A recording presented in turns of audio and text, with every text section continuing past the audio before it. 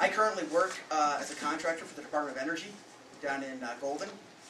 Prior to that, I used to work on fuel cells. I did that for 11 years, and the last 5 years of which I was with General Motors, working on their vehicle programs. And I've got some really cool pictures at the end of my presentation of some of the cars that we worked on. And it's, for me, I think that's really exciting.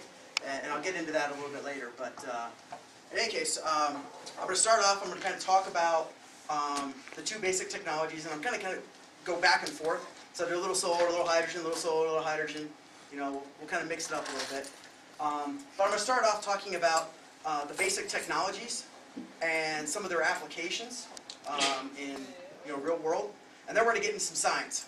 So we're going to talk about some electricity and how solar panels actually work and how fuel cells actually work. So, so first off, solar energy. Anyone? What do you got? Energy from the sun. Energy from the sun. That is a fantastic answer. It's like you read my presentation ahead of time. Whoa, what happened there? Oh, you did. We're both coming in. It's so great. Let me tell. Whoa. A lot of information, you guys. It's going to be awesome. So again, not only designing a car to win is your objective, but really, what is the science behind the technology that you're using? I mean, people are actually using this information. There you go. Okay, we're good. Cool. Have some fingers. We'll see. All right. So solar energy can be classified into 3 different categories. So the first one is thermal. Okay. The second one is photovoltaic. The third one is photochemical. Okay. So what is solar thermal energy? Anyone? Want to take a guess? Here's the sun's heat. Bam, right there, heat, right? Hot day, get hot from the sun.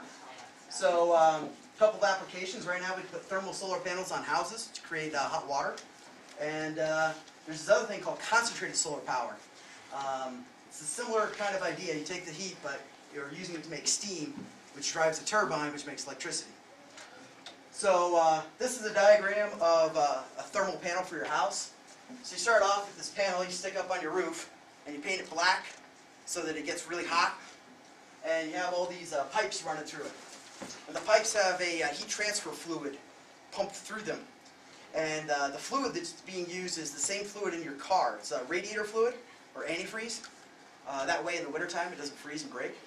But anyway, it'll go through, collect all the heat from the sun, and then it'll come down here and go through this coil inside your hot water tank. And basically it'll take the cold water in the tank and heat it up. And then you take that hot water out of the tank and it goes to your shower, your dishwasher, your faucet, whatever.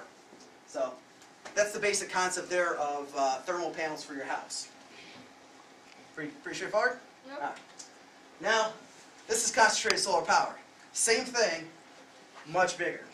So you get a whole ton of these things here, which they like to call heliostats. And what they do is they take the sun and they focus it down. And so all these guys here, this is actually out in the Mojave Desert in California. So all these heliostats are all aimed right at the top of that tower. And so what they're doing is they're beaming all that light right here. And this receiver can actually get up over 1,000 degrees. Oh, wow. So, really hot. I wouldn't want to touch it. Yeah, definitely not. That would hurt.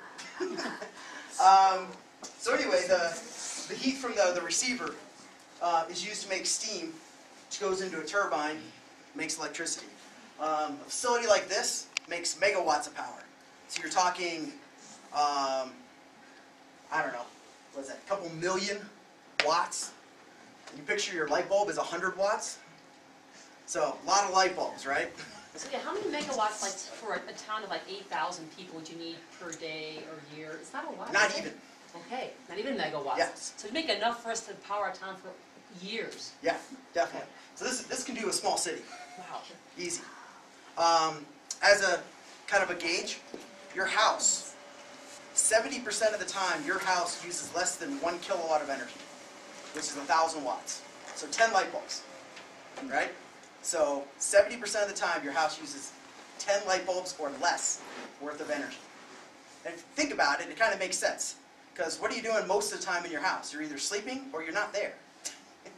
Right? So you're really only doing stuff in the morning when you get up, and in the evening when you come home. So if you look at the power in your house versus time, you know, it's flat, and then you get a little spike in the morning, and it's flat, and you get a little spike in the evening, and it goes flat again.